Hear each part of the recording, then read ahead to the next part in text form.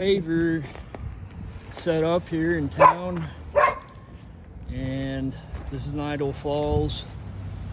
And you see that what we did is we ran a plate compactor, and we got this, Cason did a good job on getting this compacted. And then what we do is we bring in a masonry sand that gives it a nice cushion underneath. And here's our brick, which we brought over and placed as best as we could.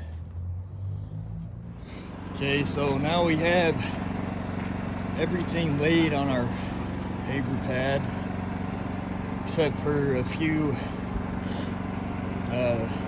pieces that we're just going to run through the tile saw, and we're going to run a compactor over it right now. Okay, so now what we have is we have all the brick laid, we have every little piece cut, and it's looking good. Now all we have to do is put the finishing sand in.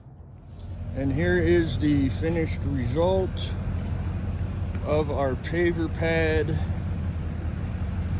completely sealed, and I really like that pattern right down the center.